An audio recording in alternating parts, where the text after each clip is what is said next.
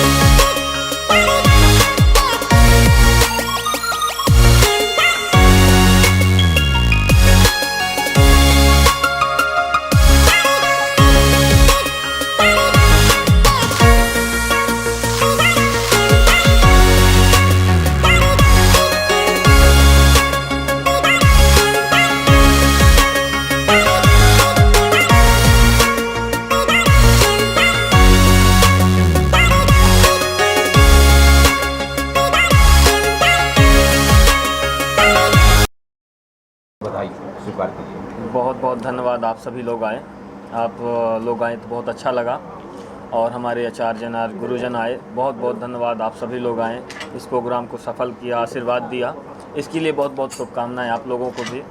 इसलिए आप लोग हैं तो हम हैं, और आप लोग आए, जन्मदिन का आशीर्वाद प्रदान किया। जैसे शैलेश भाई हैं, करण भैया हैं, रमेश गुप्ता जी हैं, दुबे जी हमारे बाजू से बैठे हुए हैं। इनका योगदान हमेशा हमारे पर रहता है। हमेशा कुछ भी बोल देते हैं, मुंबई में ये चीज़ करना है, बिल्कुल तत्पर तैयार रहते हैं, खड़े रहते हैं। बस यही आशीर्वाद कामना करते हैं, बढ़िया सब भगवान इनके ऊपर हमेशा आशीर्वाद बनाए रखे और सभी खुश रहें, आनंद मंगल करें, ऐसे ही जीवन को निर्वहन करते हुए। और कुछ बोलेंगे, जैसे कि मुंबई में आते हैं जर्नी तो बहुत ग्रोथ तो बहुत जल्दी हो जाता है, लेकिन कम समय पर जैसे व्यापार, बिजनेस, पंचायत, पूजा पाठ जैसे भी करना है, योगदान मिलता है, सहयोग मिलता है, सब बड़े बड़े लोगों का सहयोग मिलता है। तो एक पंचायत का माध्यम ये है, गुरुजनों का जो भी काम करें, पूजन पाठ करें, सब बढ़िया पूर्णता करें, बढ़िया सफल रूप से करें और यही कामना करते हैं सब अच्छा करेंगे, मंगलमय होगा, सबका मंगलमय होगा, ऐसे ही आगे बढ़ते रहेंगे। जय श्री राम। कुछ संकल्प लिया आपने, जन्मदिन आपका है कि आने वाले वर्षों में ये चीज़ होनी चाहिए?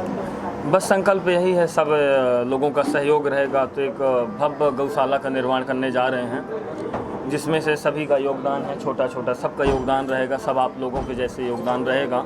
तो पूर्णतः अगले साल कुछ और बड़ा ही करेंगे, आप लोगों के सामने हम कुछ और बड़ा करते हुए रूप में नजर आए, लेकिन सबका साथ, सबका विकास।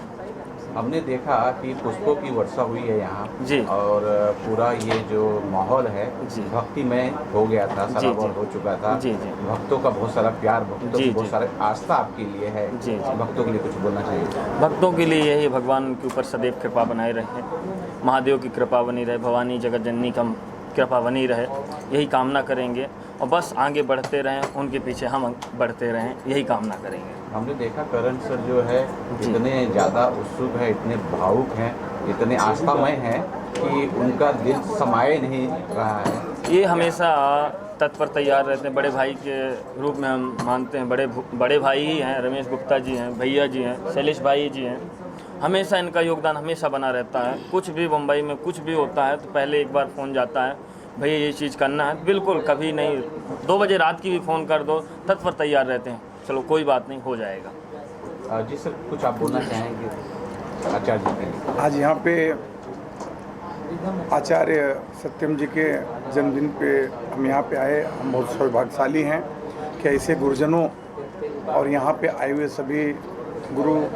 और के साथ में गुरु जी का जन्मदिन मनाने का अवसर मिला है।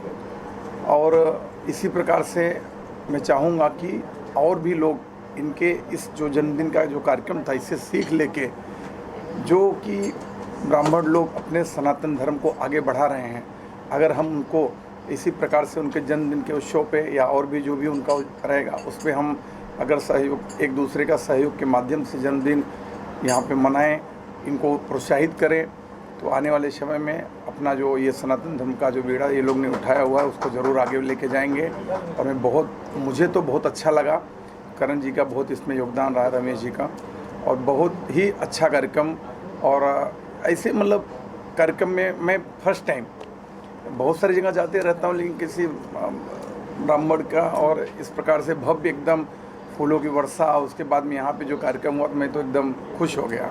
और मैं गुरु जी के लिए शुभकामनाएं करता हूँ कि आने वाला साल इनका बहुत अच्छा रहे और जब भी ज़रूरत पड़ेगी गुरुजी और इनके साथ में जो भी टीम है, हम 24 घंटे इनके साथ में हैं, कभी भी कुछ भी ज़रूरत पड़ेगी तो हम लोग इनके लिए खड़े रहेंगे। और पूरे समाज के लिए जो भी सनातन धर्म का बीड़ा उठाए हुए हैं उनके लिए हम लोग 24 घंटे मरने के लिए तैयार हैं। धन्यवाद। जी सर, क्या कुछ आप बोलना चाहेंगे? गए 8 या 10 साल से हम लोग दोनों एक साथ हैं, पंडित जी और हम लोग 10 साल से मैं उनको काफ़ी नज़दीक से देख रहा हूँ। उनका मतलब सोच या कुछ करने का संकल्प या काम के बारे में तत्परता, ऐसे बहुत कम जन्म ये ऐसे ये रहते हैं, लेकिन हम लोग हमेशा पंडित जी के साथ है, दिन हो या रात हो। और उनके जन्मदिन के लिए मैं हमारी तरफ से बहुत सारी शुभकामनाएं। ये जानना चाहूँगा, जब से मैंने देखा, अभी आया मैंने देखा आप इतना भाव विभोर हो चुके हैं कि सबको आगे कर रहे हैं, खुद पीछे हो जा रहे हैं, क्या कारण है, क्या आकर्षण है आचार्य जी में जो आपको मिसता है? अब देखिए, बाएं से शुरू करूं तो रमेश भैया है, हम सबके बड़े भाई हैं। हम लोगों के किसी भी कार्यक्रम का मार्गदर्शन, चाहे व्यापार हो, चाहे निजी क्षेत्र हो, कुछ भी हो, हम लोग भैया से पहले मार्गदर्शन लेते हैं। तो ये विचार बना कि गुरु जी का जन्मदिन है, कैसे मनाया जाए। तो भैया हैं, हमारे बड़े भाई शैलेश भाई हैं मेरे बगल में, दोनों बड़े भाइयों ने यही कहा कि आपके यहाँ एक कार्यक्रम किया जाए और इसको बढ़िया से धार्मिक रूप से किया जाए, कुछ भजन भाव हो जाए, जो भी उसमें आए वो कार्यक्रम में भाव विभोर हो जाए। तो उसी उद्देश्य से हमने इस कार्यक्रम को आज आयोजन किया, सब भाइयों के सहयोग से।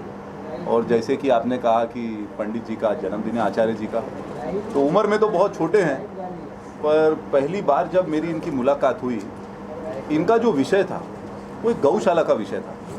इनके अंदर जो मैंने उत्साह देखा, जो भाव देखा, इन्होंने कहा कि भैया कम से कम 10-15 एकड़ ज़मीन मुझे कहीं दिलवाइए।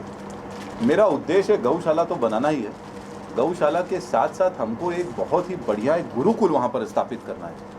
तो जब देखिए शास्त्र की बात आती है, वेद की बात आती है और सनातन धर्म की बात आती है, तो यदि कोई सच्चा सनातनी है तो चाहे वो विदेश में हो चाहे देश में हो, उसका दिल उस तरफ आकर्षण हो ही जाएगा। तो मेरे आकर्षण का मेन कारण आचार्य जी से यही है।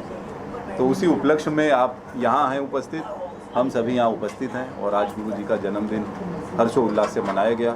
जितने बड़े भाई यहाँ आए, प्रमोद भैया आए आज हमारे बीच, मार्गदर्शन की तरह भैया मेरे विधानसभा क्षेत्र प्रयागराज से लेकर बम्बई तक मेरे साथ रहते हैं।